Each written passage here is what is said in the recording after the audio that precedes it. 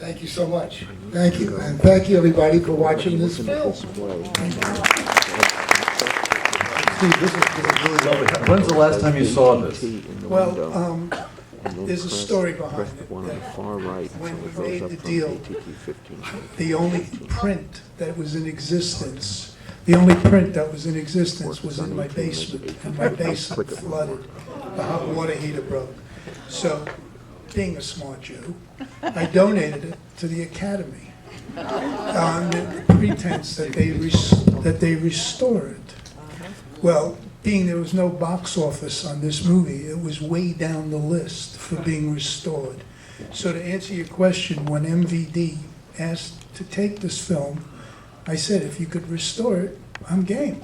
So I gave them the print, and this is a digital restoration. Now, Mark and I both worked with Billy Williams,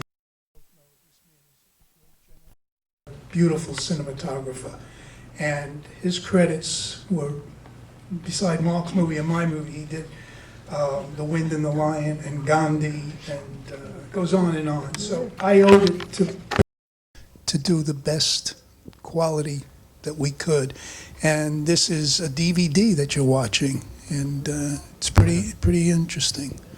So to answer your question, when was the last time I saw it? I saw it in bits and pieces when we were restoring it. But mostly I was looking for, spots on the, scratches, stuff like that, not the content, not the movie. So, but this is the first time I've seen it on a big screen since Cannes in 1980. So, yeah. And that time, too, I stood in the back. I couldn't sit down. So, what can I tell you? Well, you have a lovely, tender center of the movie with Strasberg, and I know many of the people here who are actors who are here would love to know how you worked with Strasberg. Well, because they knew him as a teacher, but not as an actor. As you know, I was in the studio with him in the director's unit for a very short time.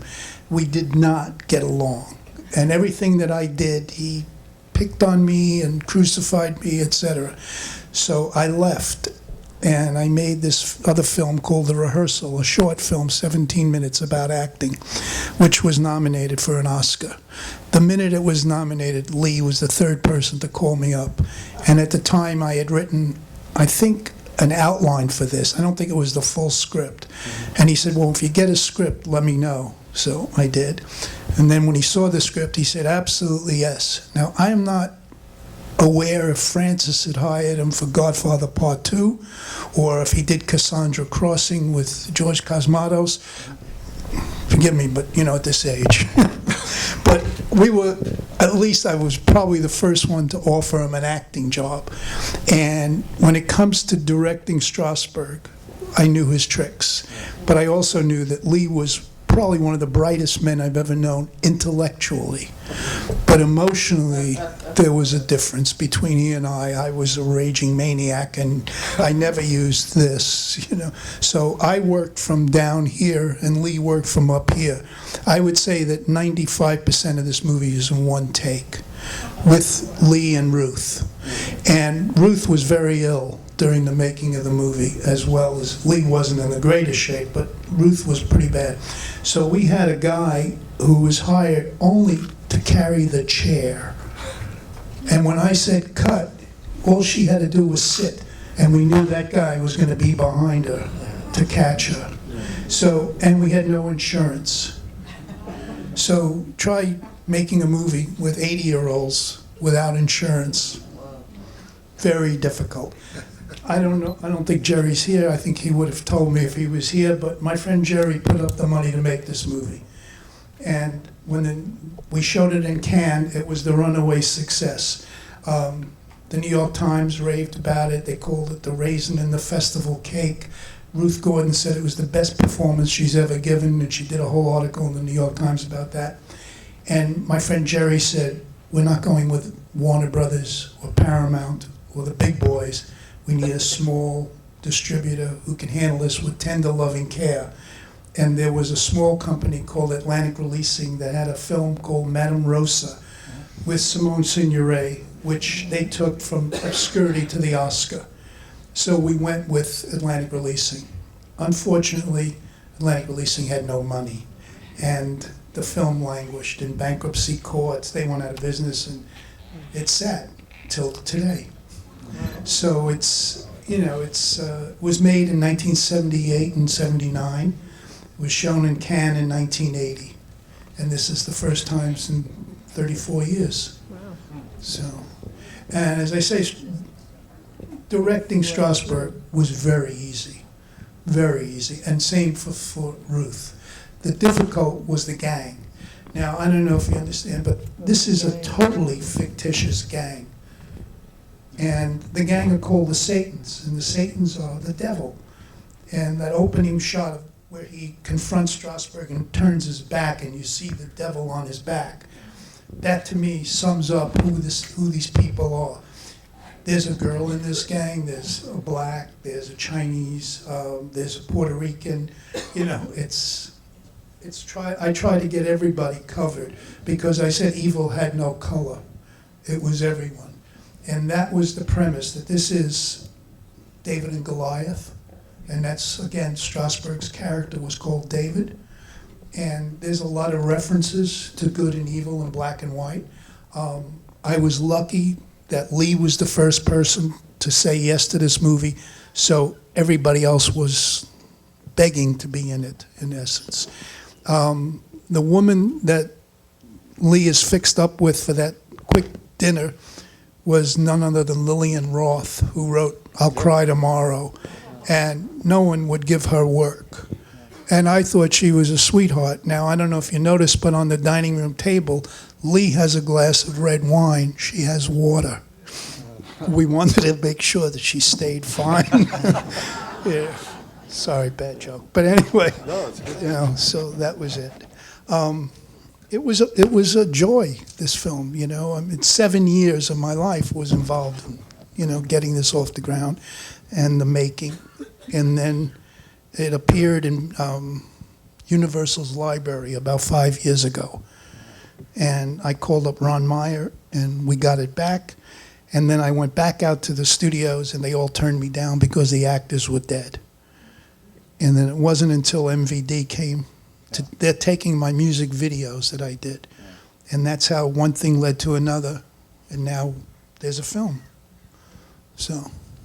Well, it's interesting, it's obvious when you watch this that the actors come from very different backgrounds with completely different styles. And you see Janet Leigh has a totally different way of working.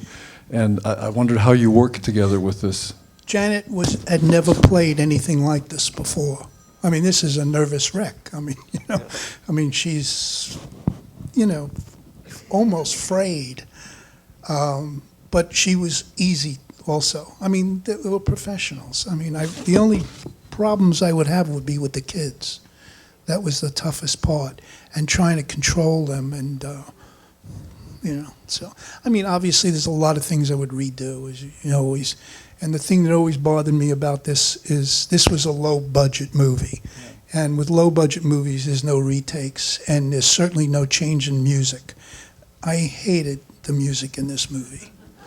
95% of it I hated. Now, it's my own fault because I was involved with Bette Midler in the beginning before the Rose. And I introduced her to her first agent, and I got her into the baths in New York. And she was going to be in Lords of Flatbush. But Lords of Flatbush took me 3 years. And in that 3-year period, she became a star and left. And so I lost her. The man who did the music for her first album was Joel Dorn, who I was friends with. So I asked Joel, I said, Joel, can you do this? Now, mind you, we had no money. So you're sort of there. So a typical example is I wanted cantorials. And I said I wanted a Giorgio Moroder kind of sound, and I wanted cantorials. And I walked into the recording studio, and I saw 4 black men. And I said, Joel, what is this? And he said, oh, man, don't worry. He talked like a jive musician. Don't worry, man, it's cool, I promise we'll put it on the board and we'll do this and we'll put it on the echo chamber and do... Anyway, I got a little nuts. So I finally ended up hiring some people. We edited in London. That's another problem when you're shooting in one place and editing in another continent. So I had to go to London a lot for the editing, and that's because my friend Jerry came from London, and he wanted to see where his money was going.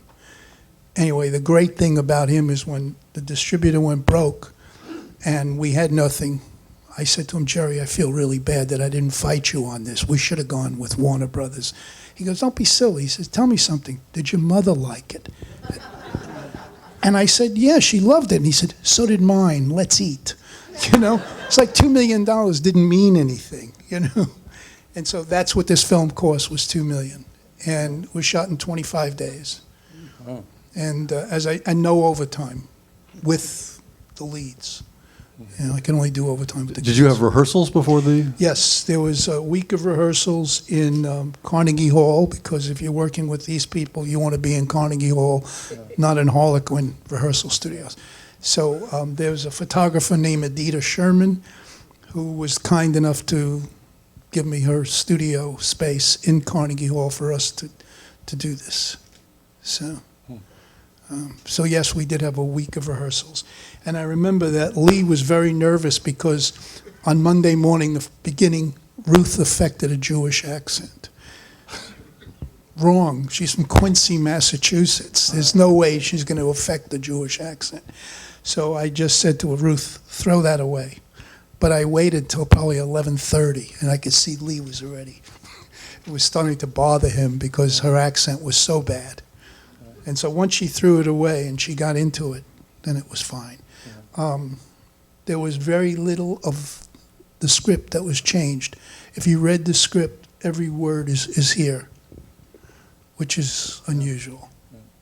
Not like in Lords of Flatbush, where you read the script and then you see the movie and you think it's two different pictures.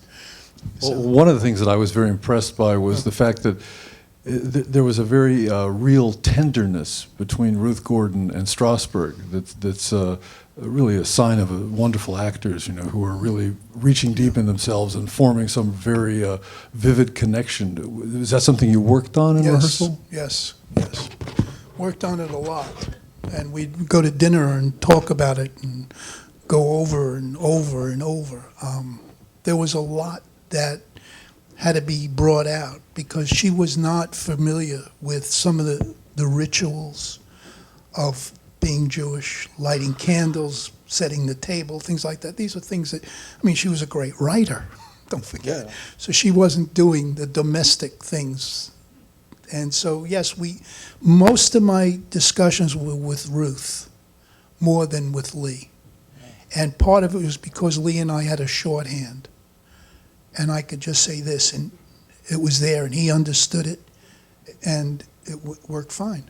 Yeah, well, he appeared to be very real, and I could see that in terms of working with her, her instinct is always to be funny and to be a little bit outrageous, right. and I could see you would have to figure out how to get her to be real in some way, yeah. which you succeeded Plus, at. she had a mouthpiece like a sewer when you got her off camera.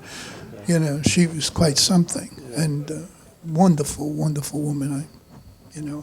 And Janet called me her cinematic son till she died. So it was really, you know, when they say that old bullshit about being a family, it really was. I mean, because Lee and I had spent so many on and off years together, and it's, you know. Yeah, so. One of the quirky things, just from my own personal point of view, is I knew Sammy Kahn years ago, and it was a really such a surprise to see him sitting in a temple as an old, quiet Jew who's going to leave. So he's the last person who would actually do that in real life. I want, Sammy was, as you probably know, is a great character. And Sammy, what I loved. And he wasn't an actor. No, he wasn't. And the funny thing was, I originally offered the role to Henny Youngman. It was going to be a funny scene in the temple at first. And Henny came over my apartment, and he had just bleached his hair. And he walked in and he said, you'll never guess what I just did. And I said, what? And he said, I just slept with so-and-so, so-and-so, which was his wife, you know. So it was a bad joke, and I said, oh, my God, Henny Youngman, I can't do this. This can't be funny. So I started to change the scene from funny to dramatic. And then when I talked to Sammy, I said to Sammy, at first, it was still comedy. and he took out a keychain. You knew Sammy, I assume. I had met him a few times, but I didn't really, he took out his keychain, and on his keychain he had 3 little Oscars and a whistle, all in gold. And he said, "You see this Oscar? 3 coins in a fountain. See this one? Lovers Makes whatever." He started listing all the songs that he won Oscars for. And then he says, "You see this whistle? I could still get a cab." So I said, "Okay, you got the part." Because at that time I thought it was going to be funny. And then we started working on it, and it became obviously a dramatic scene where they're leaving the neighborhood. So. Yeah, I mean, just from my own personal experience with him, I expected him to go to the piano and say, "And then I wrote," and then, because that's what he, That's all he did. Yeah. I don't know. So, But yeah. you got an amazing performance out of him. I was unrecognizable. Yeah, thank you. Yeah. Put him in a yarmulke. Yeah. So,